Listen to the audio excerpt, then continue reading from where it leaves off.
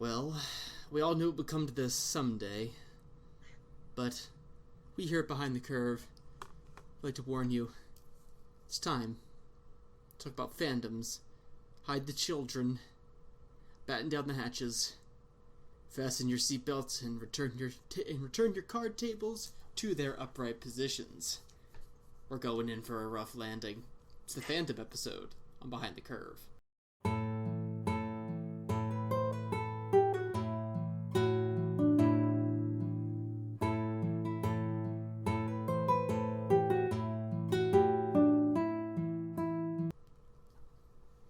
All right. Okay, I plan to insult everybody, so nobody can be mad at us because everyone will be. Insult everybody. Insult everybody. You know what? That's what happens. In a general way. In a general way. Hey, South Park is still in the air, isn't it? Yeah. I know I will say it's kind of interesting how they kind of shifted to making fun of China now. Like they deconstructed everything in the United States, so now it's that now. Surprisingly, I've done a coronavirus episode. To my knowledge. Oh, it's coming. Oh well. All right. So probably the most postmodern show on television. I don't know. It's out there. It's out there in competition with BoJack. BoJack's pretty postmodern. All right. So let's talk about fandoms. This is one because I'm pretty sure everybody in the world is in one. Maybe. Yeah. I don't know. If you want to be very broad, it's religion. If you want to be broad about fandoms. So, I'm not gonna be, but you can be. It's okay. One thing that I don't know is, so we have kind of a colloquial general understanding of what a fandom is. Mm-hmm. So, would you say that, like, for a fandom, we could broadly just say, so just so we define our terms. Yeah. So that a fandom is essentially a community or a collection of people based around a specific pop culture interest. Yeah, I would say, and that would include sports. Yes, it would include sports. Though I think sports deserves sort of a subgenre. Oh yeah. Because otherwise it really wouldn't make sense. Yeah, because there are some things it holds in common with other fandoms, but there are some other ones. But I think I would agree that sports is a fandom, and it's a way to, I think, help explain fandoms to people who might not be as internet familiar with them.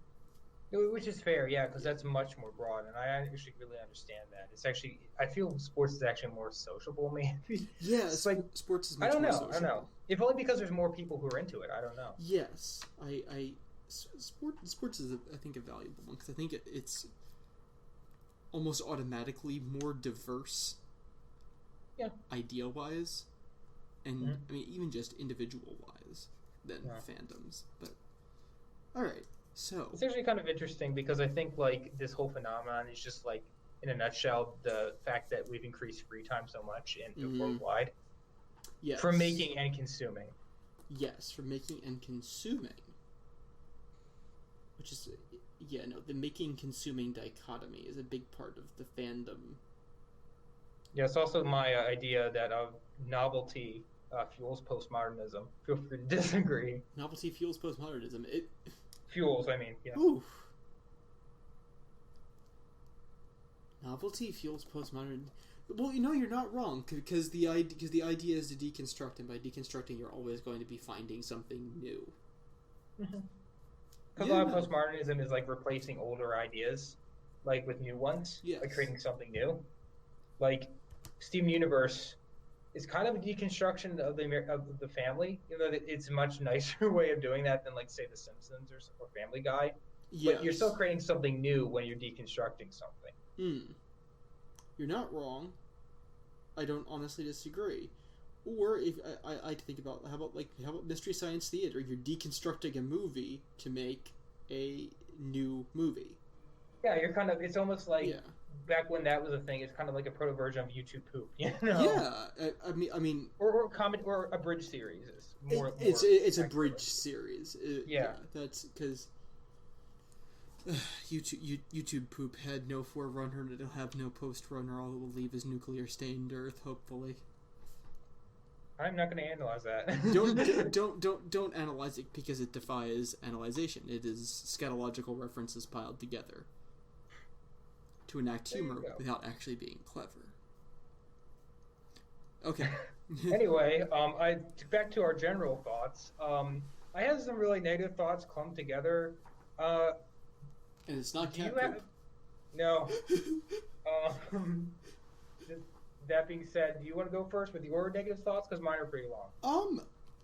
So I actually wrote most of my negative thoughts in reaction to your negative thoughts. Okay, so I guess I'll go first. Yeah, you go first. So, I'm a big fan of one Gigi Keeley, who, for a reminder of the audience, is a big Goodreads reviewer that I follow and I respect a lot.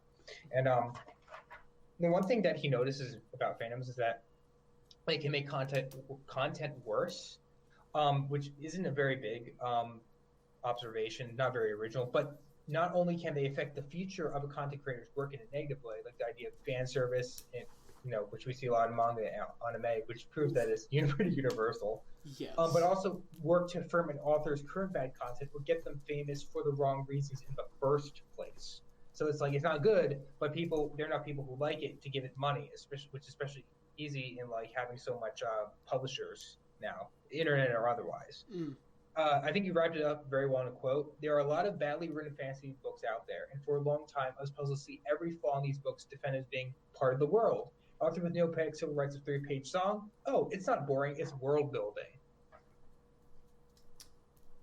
Okay, so this is an interesting idea. So we talk about the interactivity between a fandom and its, I don't want to say creator, but how about originator? I think originator is a better word. That's fine if you want to like go back in the series of causes of things, which is a big thing in the postmodern era, adaptations and whatnot. Right, going back to the. I'm assuming everybody by this point has seen the Archduke, the Archduke Franz Ferdinand being shot, leading all the way over to manga. That's kind of the internet meme. The butterfly effect in the form of fiction. Yeah. So I think Keeley raises a really good point. But I think he's a good point, but I'm going to disagree with part of it, but I think you need to go on to your second point so that we can have the full conversation about it. Okay, well, the second point that he made was explanation of the first. Oh, you wanted me to go on, right? Yes. Okay. Well, the second one is Keeley's explanation of the first. The reason why there's so much focus on content is because, to quote him again, pure fandom, on the other hand, has no purpose but itself. It is a cyclical, cannibalistic process where details are considered valuable only because they can be memorized and known. Why fandom? That was the end of the quote. End quote. Why fandom? Well, Keeley suggests the reason is double-fold. Because of mass literacy and consumerism, the literate populace now no longer wants to discuss messy, erudite topics whose answers are always obscure, like history or philosophy, because you can just go on and on about it. There's always new material about it, or at least much more than like in a fictional franchise where you had to actually like make up stuff instead of discovering stuff. They instead discuss mass-marketed, lowest common denominator subjects like Star Wars. Not to knock it, but it's like 200 years ago, the literate population would have been talking about like Socrates or something. Now it's that. That's true. Well, part of the of course, part of the population would still be obsessed with penny dreadfuls. That's true. But at the far back, he kind of sees it as I like the idea of like seeing like, oh, this is just like the idea of consumerism. It's not the best stuff wins; it's the most mass marketed stuff. That's okay. So I think Keeley has a lot of valuable points here, especially for this conversation. Okay. So I do agree with sort of the thing that the quality of the work is on the onus is on the author, which is I think that this is maybe a little bit harsh in the critique of fandom, because here's the thing: is people will protect the negative aspects of something they like, which is. I think people have always done that, and I think people are always going to do that to the point that it's kind of expected. If people really love something, they're going to protect it from criticism. That's fair. I do think that people who can honestly assess their own fandom is really important. Like what I was thinking about is, because I know later in your notes you brought up Star Trek, and this made me think of this, is like, like you can say, wow, the original Star Trek was well written, but William Shatner is also the weak link in the main character's acting wise, especially compared to Leonard Nimoy and DeForest Kelley. So like, I mean, it's like, if you compare like the acting of Captain Kirk as opposed to Dr. McCoy and Mr. Spock, you're going to say, oh wow, he's like, the acting is pretty good, but there's sort of a weak spot right in the middle of the cast. This might be a little bit of projection, but are you saying that how people might also defend something that has deep elements as a whole, just so they can get better stuff out there? Yeah, no, I think people do that. I think that's something that we kind of see a little bit with, I think we tend to do that more with historical figures.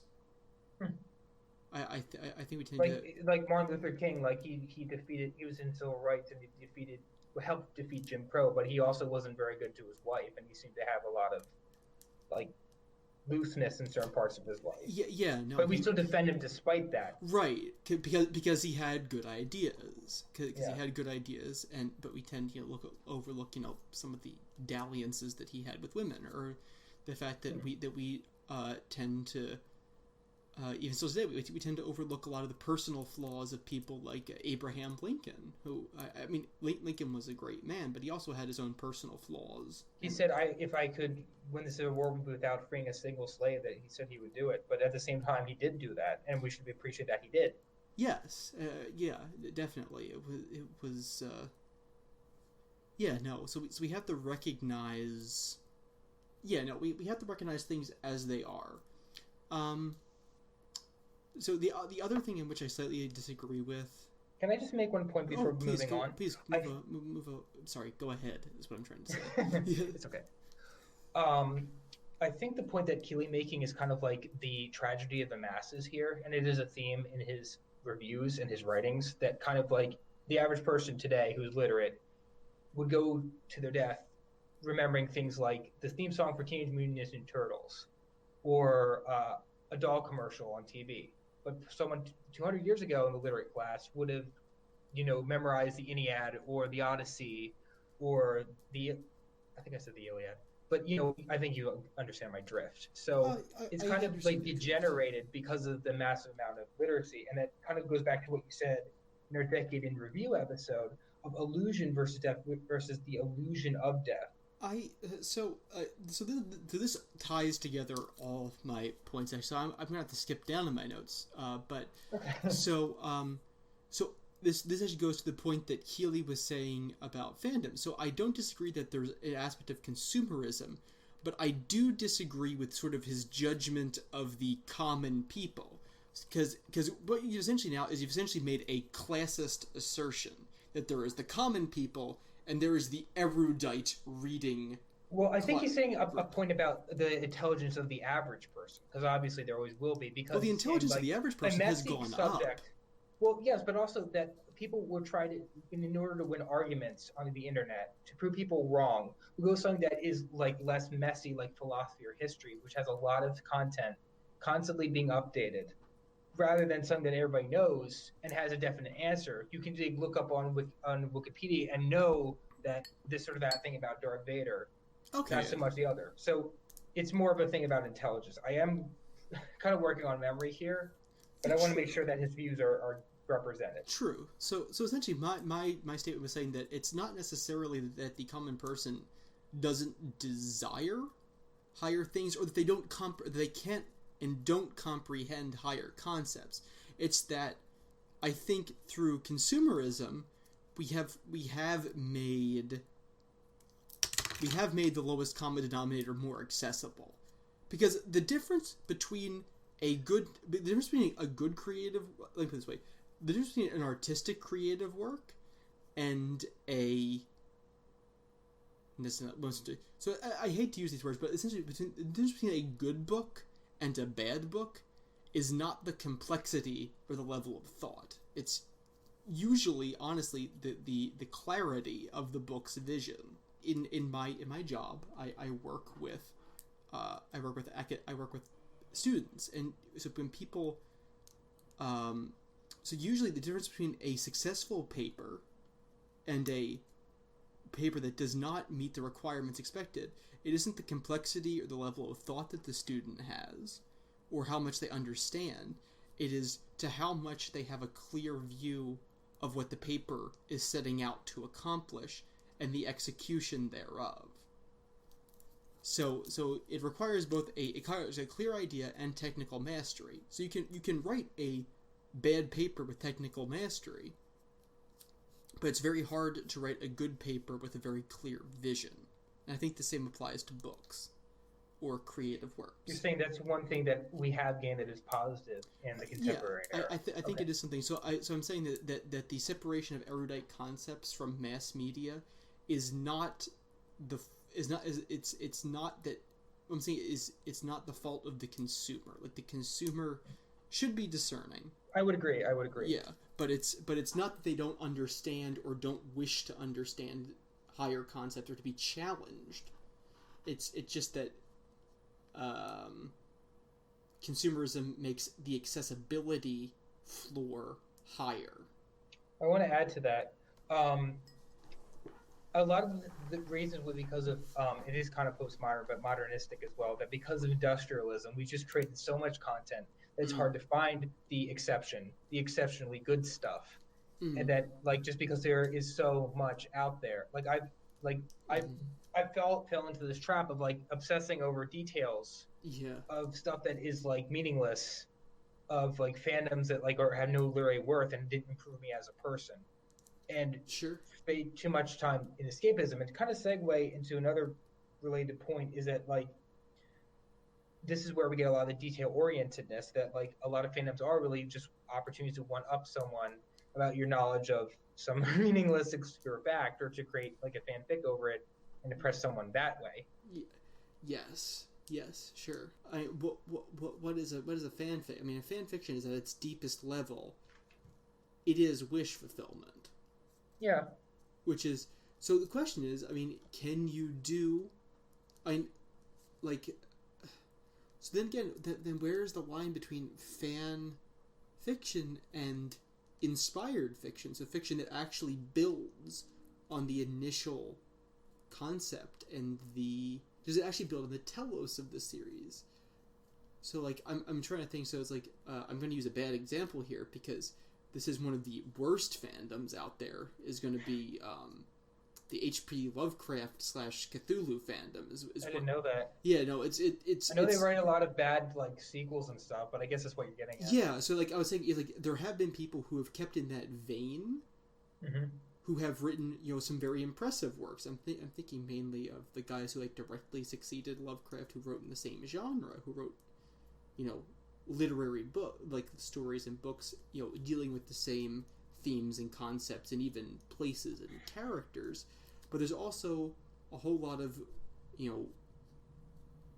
fan fiction out there that's not, and even really, honestly, anything that's cosmic horror is going to trace its roots back there. Yeah. And so there's also a lot of lousy stuff floating around out there, and I don't know what that had to do with anything. That didn't go the place I thought it was going to go. No, I think I understand what you're saying, because, like, I think to answer an earlier question of, like, is about sequels and fan fictions, to me, like, if you set something in something's world, so to speak, and when I say world, I don't mean, like, something that is trying to world build, like Lord of the Rings, like something as benign as, like, I don't know, Forrest Gump. Like, some of the best fiction doesn't need a sequel. Like, there's even a parody movie about this, Hamlet 2. Have you ever heard of it? Probably. No. So the joke is that it's basically forced. It would be the most forced thing ever. Not only is it an unimprovable classic, but literally it can't naturally continue, being the fact that in Hamlet, all the characters literally die in the last scene or whatever. Yeah, no, you're right. Hamlet 2 would not work. Yeah, no, okay, that's fair. The idea of forcing sequels or desiring the characters to have further adventure. So I don't think it's wrong to want the characters to have further adventures. That's fair, yeah. Yeah, but, like, especially with something like Hamlet. That is a story where it ends. There's an end, and it has a arguably unrepeatable style that it was written in.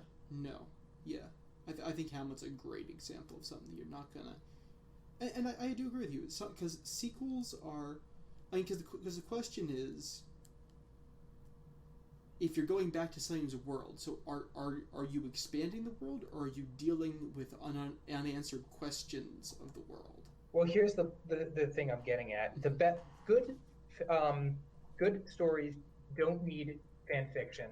The best stories can't have fan fiction because in the case of Hamlet, that I think that Shakespeare, again, just using an example, like for all the characters that he made, and all the themes he dealt with, in his vein at least, was dealt with the best possibly he could do, and with the amount of material he was given. Because obviously it's historical play sort of not that you can't deal with like madness or something in other work, but trying to replicate that is a fool's task, because not only will you succeed not replicating that, you probably won't be very good at it. Yeah, no, it's the best way to be a best writer is to embrace who you are as a writer. That's why the great ones get great, not because they imitate someone.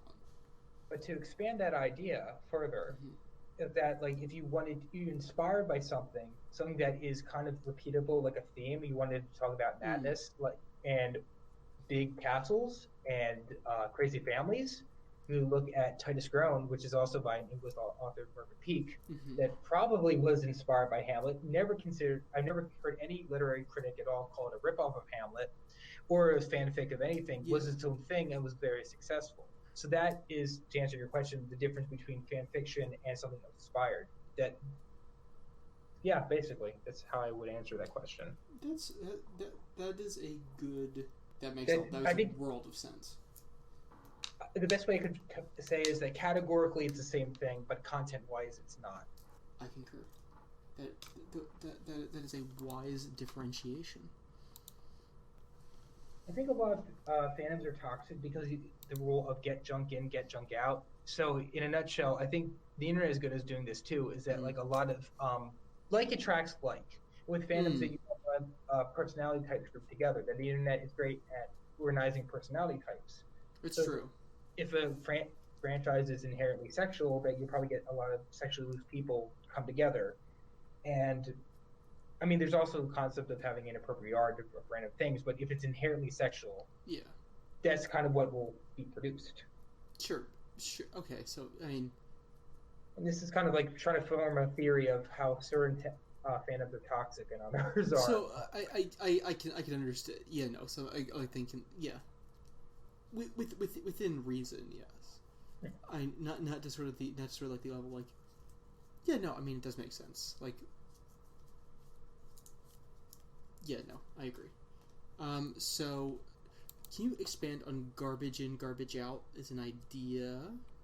Well, one idea that I have is that maybe sometimes toxic fandoms seem to have flow from like a lack of content. So you get a lot of people who are rabidly into certain things, and they're kind of really bummed that the creator isn't creating more stuff, so they create more stuff, and they get petty over details because there just aren't a lot of it. So I think this is why you see this in Sonic and Undertale. And honestly, I'm really surprised it hasn't happened to Has Been Hotel yet with only one episode. Yeah, no, it was like because that was a little bit of an internet cultural phenomenon when it started, when it first came out. For people who don't know, I can't imagine anybody will have found this podcast that doesn't know what Has Been Hotel is, but I mean that means so if you just stumbled across YouTube and this was in your recommended list, Lord only knows what you were watching before. Some poor pastor in Idaho or something. Some poor pastor in Idaho has no idea what we are talking about. But so yeah, okay, yeah, no, I agree. So lack of content makes sense. I think anybody who has ever had to sit through a sports off season in a sports Reddit community, Holy crap! People start getting desperate, and then people start complaining. It's like, oh, this is the week that everybody posts their cool pictures of baseball stadiums. Half the posts are pictures of baseball stadiums. Half the posts are people complaining about the people posting baseball stadium pictures. Very petty. Yeah, right. So I think having a vibrant community. I think having a vibrant community demands one that there is some source of content and that there is also some source of leadership. But to expand, and that's another funny thing. If the creator won't act as leader, that someone else will. And I think it's kind of funny. This is actually one of my questions, but I feel like almost the creator should stay out of certain stuff like that. Keep us ignorant. Yeah, I think we both have questions sort of relating to that later on. But yeah, no, I'm inclined to agree with that in general. Okay. So for me, so you mentioned something of a like mind. So like it tends to attract like. Yes. So I need to expand on that. I think one of the main negativities of fandoms is because they tend to be highly introverted. So this is not to say that they are formed by introverts. Which possibly not. Which is possibly not, because I do think that fandoms seem to have and I think fandoms of the internet in general tends to be sort of a refuge for people who are introverted, but that's not the point I'm making, and I don't think that has anything to do with their negativity. I don't think having introverted people in a community has anything to do with negativity. If I'm saying introverted in that they are inwardly obsessed, the communities themselves are inwardly obsessed. So this limits outer influence, provides a place for abuses of power and social manipulation, as well as darker fantasies to come to light unchallenged. Oh, you have a great example for this, if I know where you're going. I am going to. So this is an incredibly extreme example, and one that probably everybody, except perhaps our dear pastor friend in Iowa, who is entirely hypothetical, but I'll call him Jim. I do think I will say this preface real quick, that it's probably something that could only happen in the postmodern era and very recently. Yes. So I don't know how familiar people are with the State College Final Fantasy House. More like a cult. It's more like a homegrown cult. It involves. You know what? There is just way too much going on. If people don't know what that is, it is sort of a Internet 1.0 thing, or just. I guess probably right around the swing of Internet 1.0, 2.0, sort of. Yeah, turn the century. Yeah. Thing in State College, there was essentially a group of people who believed that they were the parallel universe human incarnations of video game characters. That's it. Eventually at one point there were several groups of these people on the internet. And there was a real-life cult, and there were two real-life cults that were involved in some very abusive things towards people that were quite evil. I recommend you go look at the Down the Rabbit Hole video to get any definitely information. Tough stuff. It's pretty intense. It is. It's like watching a true crime documentary, really. Yeah, I will preface by saying that it is a little on the intense side. Anyway, so the inward obsession. So sort of the insulation of fandoms, I think, make it very easily to detach from reality with a large number of statistically like-minded people, as well as becoming more personally, socially isolated as you become more collectivized around one specific thing, rather than So, this is something that I think you do see a little bit of in more collective cultures, but you don't see it to this extreme, I think, because in that you have multiple things that you can be a part of, whereas this is one specific thing that is sort of collectivizing people.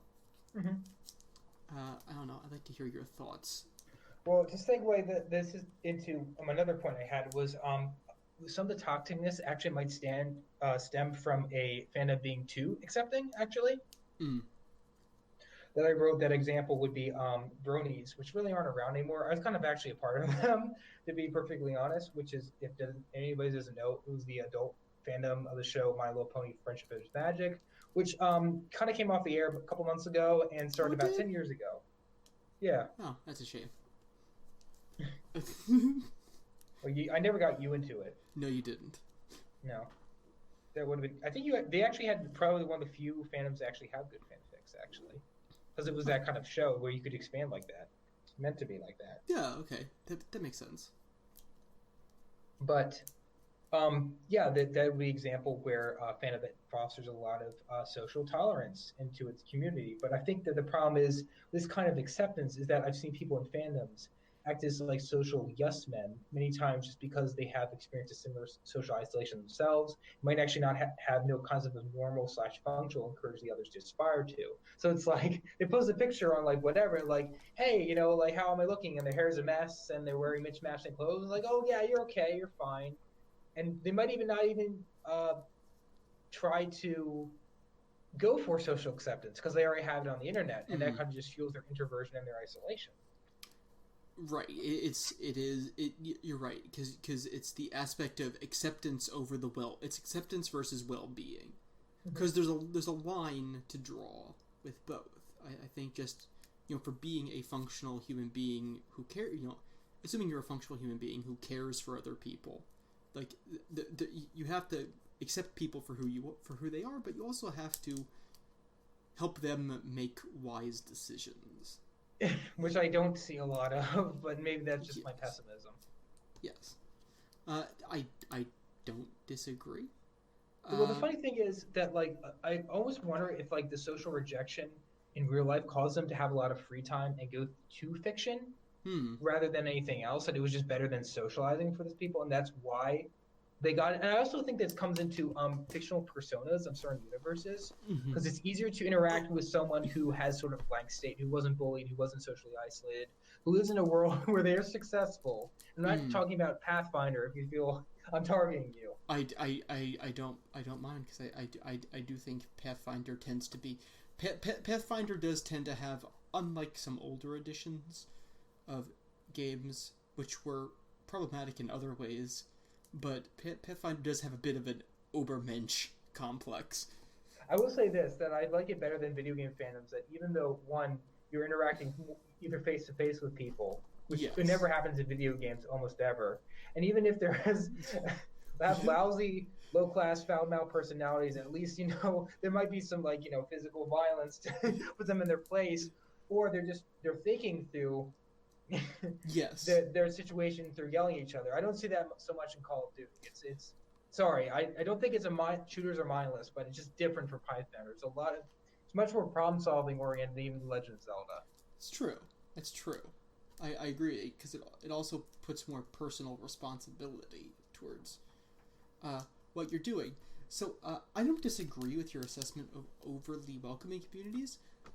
But then again, on the other hand, I think that in communities where expression is highly monitored and policed, you can also have just as much toxicity, if not more.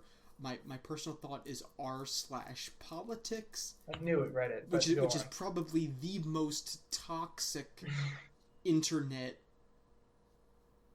existence anywhere. I mean, I think it rivals Twitter, which I just stopped Twitter as a whole. Twitter's a hole in the ground. I just don't think about it as a whole, but yes, it is that too. Yes, but r/politics is intensely monitored and policed, and even self-policed by people, and you see like daily threats of violence against people with opposing opinions. Now, I do think people with opposing opinions to what is the mob rule echo chamber on r/politics, and whether you agree with them or whether you agree with the majority opinions on r/politics, you do have to agree that it is something of an echo chamber, and especially by how they treat people who come in with outside opinions. Now, I think a lot of times the people who come in with outside opinions come in to troll. So I think it's kind of ridiculous that people sometimes walk in there and expect a positive reaction, but the fact that people are kind of routinely receiving threats of violence on r/politics tells you what you need to know about r/politics. So I think you need a steady hand of leadership and a consistent focus, because you want to allow broad acceptance, but you don't want to allow your members license or forget about their well-being with acceptance. Just a small rabbit trail. this idea of personas and fandoms, that's really interesting to me. Sure. Maybe there's nothing really deep about it, but I just feel like it's an interesting way for people to escape trauma or to kind of create like them not being a loser and having their own world to explore in. I almost feel like it's not healthy, but I don't know much about it. Like, do you have an opinion on this? Outside of Pathfinder, so maybe a good example would be like personas or something. Sure. So why do people create personas? So let's talk about different levels. So I'm seeing. Okay, so I'm going to start with sort of the thing that sort of invented coming up with personas. So we're going to talk about, so Dungeons and Dragons was you made a persona as the tax for participating in a world. That's sort of the originator. That's you have to. You have to. All right. So we're going to call a spade a spade. Okay. Next thing I'm going to talk about is Second Life. You know Second Life? Yeah. Okay. So Second Life was sort of. It was an open world video game that thrived in the late 2000s. That you could pay a person, but it kind of crashed. Yeah, so that I would view that as pure escapism. That is escapism at its most purest. You're putting a virtual self into a virtual world where wish fulfillment is thoroughly possible. So I think the truth exists somewhere in between those. I think for some places it is a tax that you pay to be a part of the community. Not necessarily a tax, but it's a saying, yes, I wish to participate in that. Because I think people can use it as a negative, as say, I am a failure here, but I will make somebody who is something, and I will live as that person. Which is sort of fake it till you make it, except in the social sense. I like that, yeah. I've seen that actually in positive ways and mixed ways. Yeah. But rarely positive wholly. Yeah, it's usually mixed ways because it usually comes with an intense layer of self-doubt or self-contempt. But I mean, it is something that can have positive results. I mean, that was what was it? It was sort of Blaise Pascal's argument for living a good moral life. Or a fake moral life. What was it? Or a fake moral life. Fake moral life, which is you may not want to help the guy, but you should do it until you eventually want to start doing it. And even if you never want to start doing it, you've been helping all these people. Which, I mean, it's a bit crude, but it is. I mean, there's essentially, I think, a deep element of truth to it. I think it's how you approach it. Is it your wish fulfillment?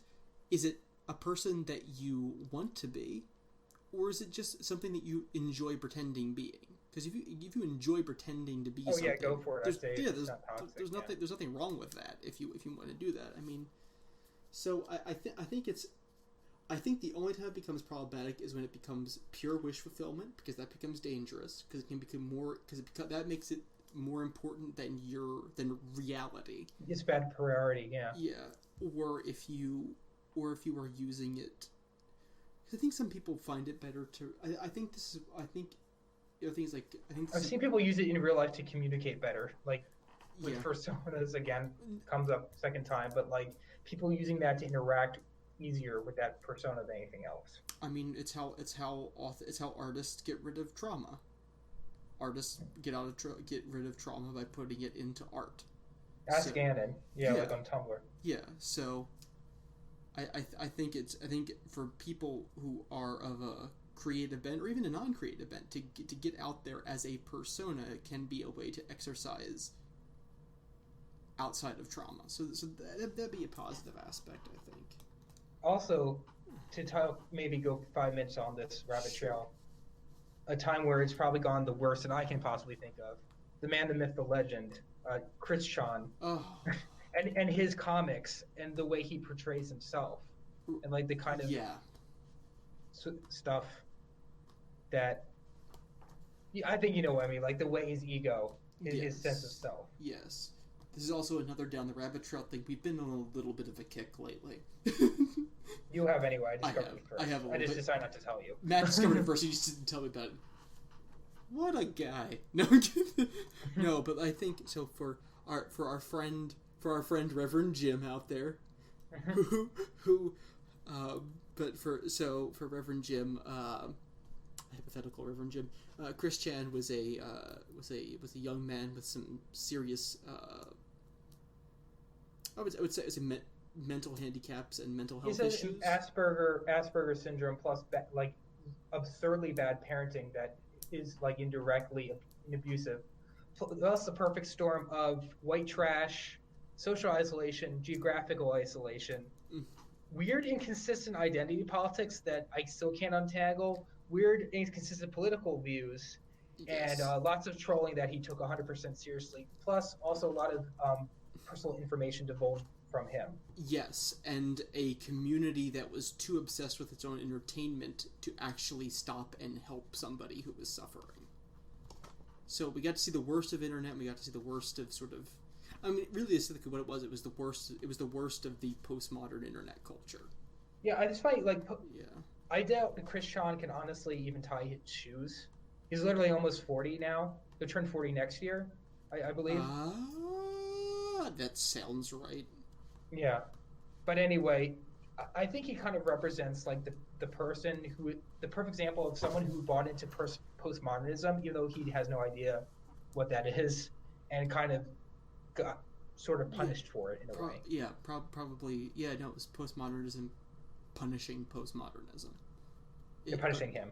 I think I know what it is a very depressing story, and it will stick with you. So, if you're interested. But to wrap up, basically that he created a character. He's very like still is like even at almost to the age of 40, he's very socially undeveloped because of circumstances in his life. But he did a comic that was kind of used in an allegorical way to deal with his the negative things that would happen in his life. So he drew himself very poorly, almost like a 9-year-old would, and he would have like superpowers, and he would have like girlfriends and stuff, or not single girls, boyfriend-free girls, as he would call them.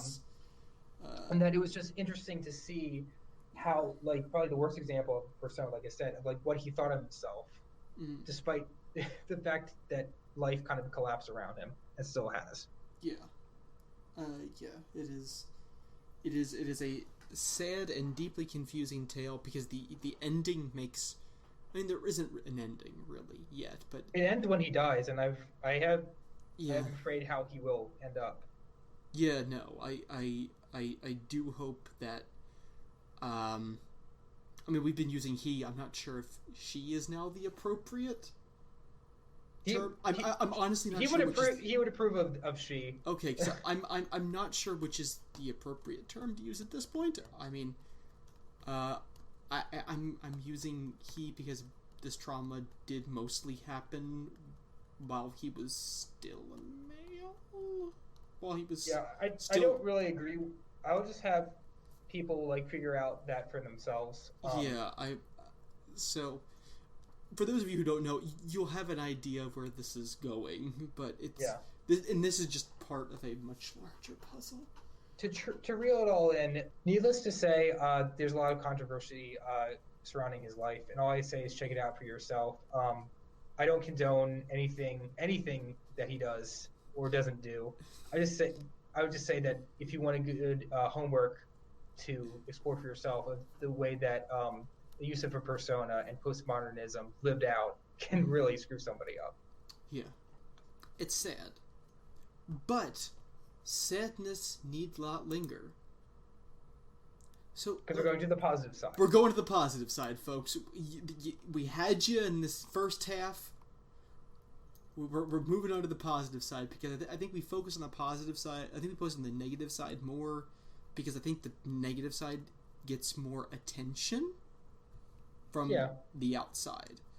So let's talk about some good sides.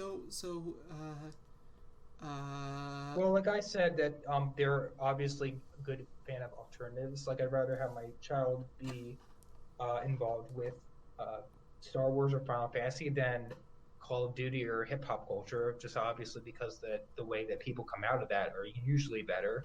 Again, the parenting, I would monitor my kids, but I think as a whole, that content is just better. Sure. So I think you had a very good point. You said there's fandoms that glorify what you think fiction is, which is to explore the human condition. Correct. And I think that's very good. I think you brought up some good examples. I think you brought up Star Trek, The Prisoner of the Matrix, the works of Christopher Nolan. Yeah, sure. I think those are all pretty good examples. I mean, I'm going to run with Star Trek because that's the one I have the most familiar with. Okay, fine. But I think you're right, because I think that, you know, within Star Trek there is very much sort of this dedication to the we have to keep the core of what Gene Roddenberry, is it Roddenberry? Yeah. Okay, Roddenberry. What he wanted. Which is optimism, ultimately, which is a very good thing to have. Yeah.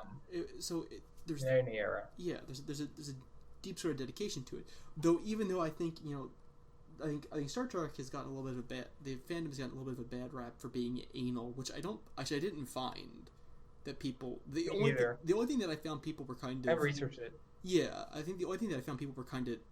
The only really negative aspect of that was that, like, borderline religious wars about what order you're supposed to watch the show in, which was weird. But, like, I mean, because I recently started watching through Star Trek. Oh, really? Yes. Well, one thing you might not know is that a lot of people were impressed with how Scotty was as a character, what he did, or just the whole concept, and they decided to become engineers. Almost some of which actually went to NASA or became astronauts or something to that degree. I can see that happening. That's pretty cool. Yeah. So I mean, yeah, no, I think you're also right. Like, making friends with similar interests like that, like. Yeah, I like being. This is my approach to fandoms. That I'd rather not be a member, quote unquote, of a fandom, but rather know people that are into certain stuff that match my interests, and it may or not mean being a fan of a media franchise. Yes. Yeah. No. I think there has to be some level of separation, because I mean, it's a blessing and a curse to attract like-minded people, because there's always the risk of an echo chamber. But if you have enough perspective, you have enough healthy perspectives interacting with enough other healthy perspectives, I think you're going to have a positive result based around something that is mutual.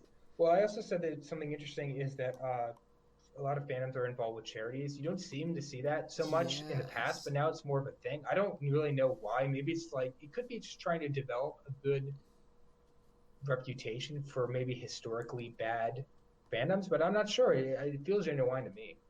Yeah, no, I definitely think this plays into one of your ending questions, but yes, charity work is a thing. So, yeah, no, I think. I feel like this is probably going to sound a little bit weird, because I think this sounded like an overwhelmingly negative podcast. But I mean, a fandom is essentially just a group of people who are interested in something, like sort of beyond surface level interested in something. So I think as long as that is kept within a healthy frame of mind, I think it's probably a positive thing. It's a positive thing for people to interact with each other, and also. This goes back to sort of my introversion point, where I was saying that these societies themselves tend to be introverted and inward focused, not made up of introverts. But I think it also allows a pathway for people who tend to be more introverted or more socially awkward. To be social. Yes, it offers them the potential to be social. It also provides positively a place for people struggling with identity to help construct their identity in a community of like-minded people. I think another interesting thing is that it helps marketing. And marketing can fuel tribalism. Like, here's an example. Like, do you remember Natitude from 2010? Yes. That would be an example of fueling tribalism. Yes. Oh, yes. Like, I think weird postmodern critique of this would be the left Twix versus right Twix tribalism. What? The marketing left Twix, right Twix. Oh, okay. Sorry, that was. Yeah, no, Natitude, or the weird Philadelphia Eagles, like, pseudo-religious commercials. Oh, those. Yeah. I'm thinking Bleed Green. Yeah. Yeah. There's only so many bumpers you can see on that. But I will say this, though, related to the idea of marketing is that you can also discover what kind of content you like, which is definitely how I use fandoms in my life, and how you can market to people who like related content. which is definitely what I have done in my stuff. And you'll find out that like a lot of people who are interested in one thing you're interested in are probably interested in something else that you're interested in. So, which is awesome. Yeah, so there are some surprising bleed across for fandoms, I think. Especially bigger ones, but yes. And also one last point that I thought of, that a little bit of a bonus thing here that I written down, but I just think it's funny to kind of speculate what kind of fandom that we might attract one day. Like I have kind of an idea what kind of person might be attracted to mine or what they might be into in the past. Yes. But I don't know, like I feel like almost like pessimistic about this. Like my stuff is like not going back to the first point, like it's almost too brainy, but like also boring at the same time. Like that's probably a big thing. I think I'll attract boring people. I mean, attracting boring people is not bad. Boring people are often the most interesting people. It's just a matter of delivery. You think so? I forget who said this, but this is sort of my attitude. There's no such thing as boring information. There is only boring speakers, unless you're talking about math. So basically, that's your summary of what you think of math. Yes, it's the Andrew unboxing review of math. Oh. Which is even like math. I think applied math itself is not uninteresting. It's mathematical theory can get, but some people, they could not care less about our weird discussions about like Carl Jung's interpretation of like Campbell's monomyth versus like they would probably think that was incredibly boring, and they would be thrilled if we started talking about prime numbers. Is this related to the postmodern idea of mixing high culture and low culture? High culture, low culture. Is there such a thing as high and low culture now? Well, we're gonna have to cut that short if we're going to go down into that. But is it related? Is it related? I think it could be. All right. I mean, The Matrix did it. Yeah, no, Matrix did it. I'm ready for questions. I'm ready for questions too. Do you want me to ask first? Yes. All right, sure. All right. So, Matt, as a Brony survivor. Fun way of putting it. Fun way of putting it. So, but anyway, this is actually a serious question. So, what recommendations would you have for? We touched this a little bit at the end. But like, what recommendations do you have personally for entering a fandom, entering or exiting a fandom in a healthy way? For entering, maybe I would say that like regulate your free time. I don't know. That's not very original.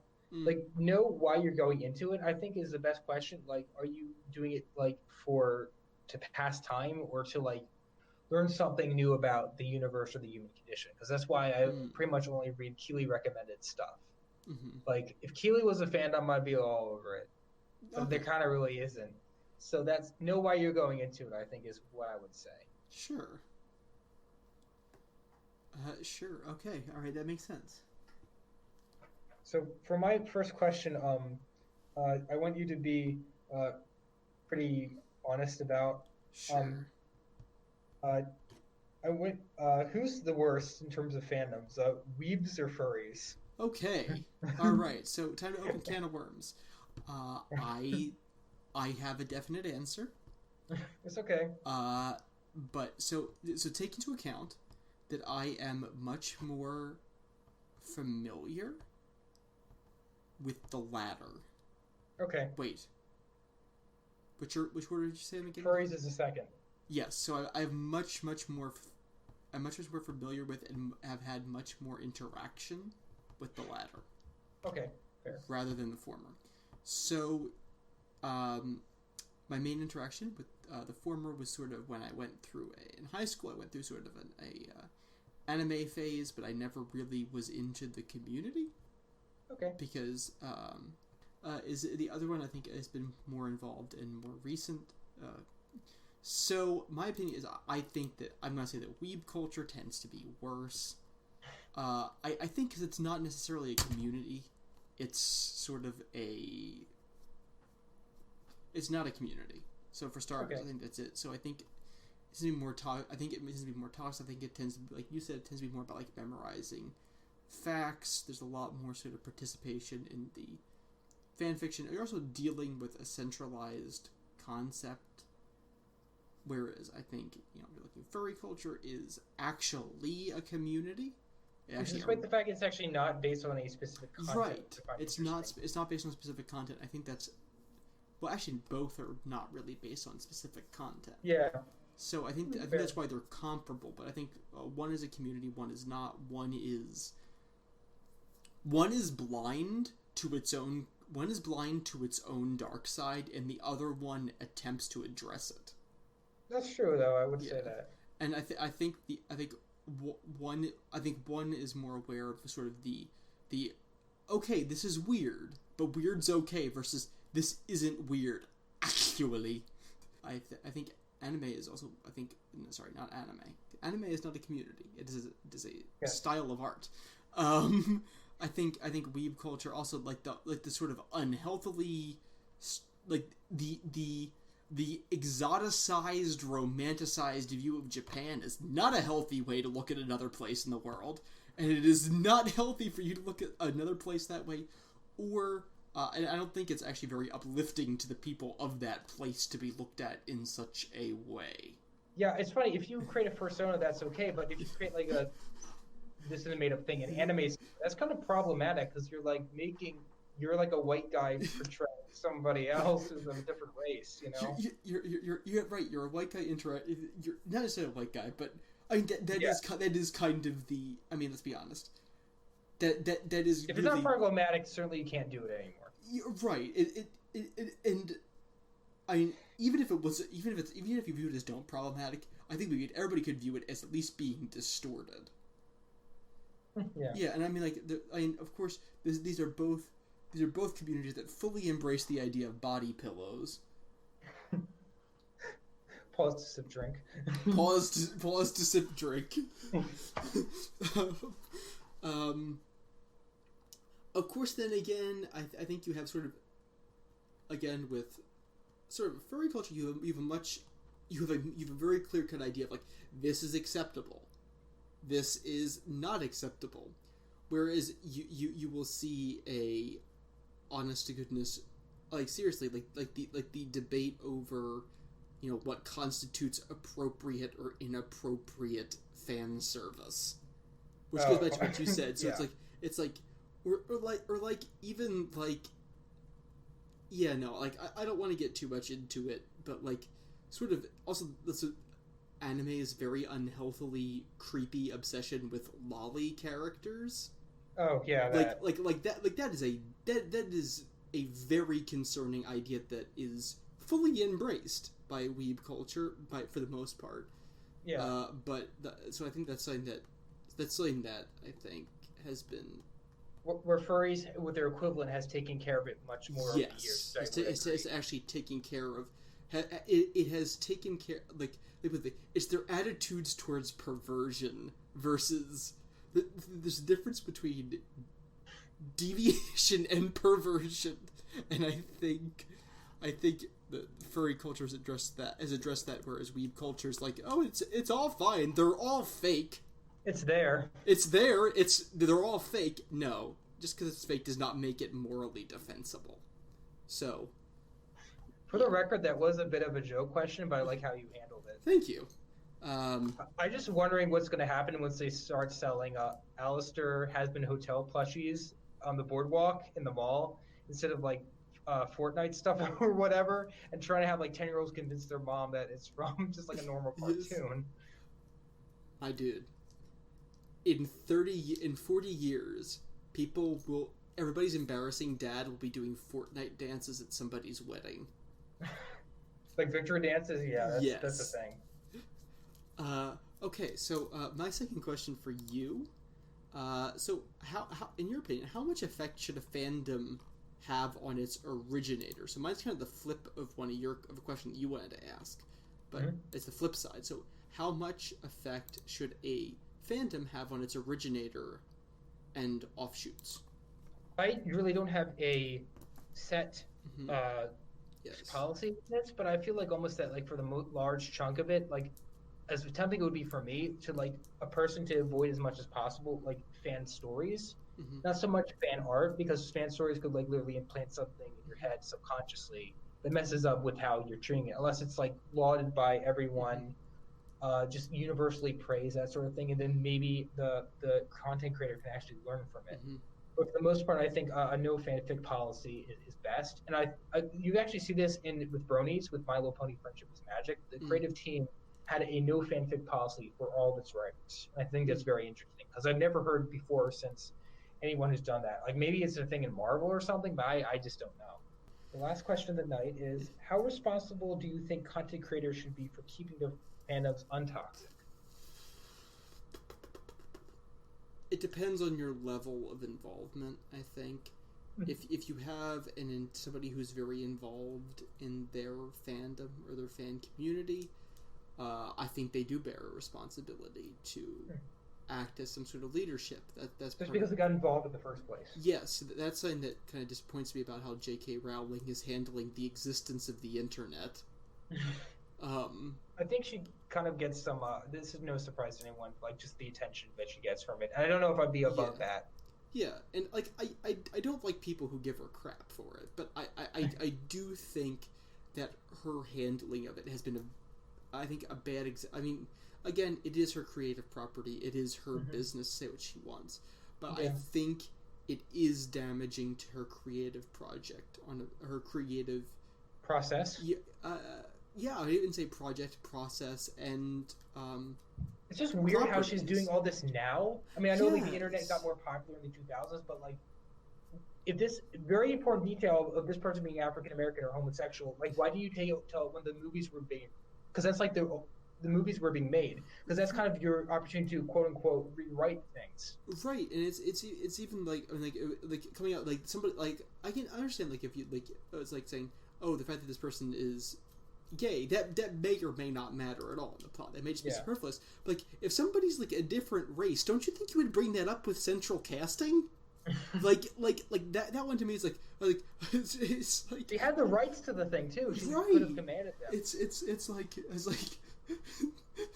it's I would be like say like, oh, I mean, of course this goes into the whole who there are people who argue about that. I mean, my opinion is generally, if it matters, get it right. If it doesn't matter, cast whoever you want. And this related with fandom is like, if there's this common question of like, is this person this or these people together? Like that's how it confirm, especially if it's a spoiler. Yeah. Because then you're just confirmed through writing the book or whatever. Yeah. What your book doesn't say, let it not say. So I think if you're involved, then be involved, or appoint somebody that you trust to sort of be your eyes and ears and only comment when necessary. But if you don't want to be involved, and that is your absolute right, let people theorize to death what they want.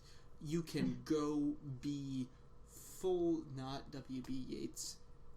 Guy I'm thinking of, the guy who wrote The Wasteland, T.S. Eliot. You can go full T.S. Eliot and just, I will stay in my house, I will work on poetry, I will talk to my friends. Yeah, go full formalist. What you think, the work of art stands by itself. You can think what you like, I can think what I like, but the work of art stands by itself and it has meaning inherent to itself. TV tropes called like word of God. Yes. So, I mean, I respect it. I think that probably the first one's healthier in today's society, but I think you can definitely just say, what I have written, I have written. Take it or leave it. Take it or leave it. Yep. Alright, so that's that. Alright, so this has been the fandom episode. If you're interested in joining a fandom, go in with your eyes wide open. This is an awkward ending. I like endings that are smooth, like silk, like petting the head of a very soft dog. This is going nowhere fast, so with that, I am Matt. I'm not Matt. I'm Andrew. You know who we are, we think. Have a fantastic evening, Internet.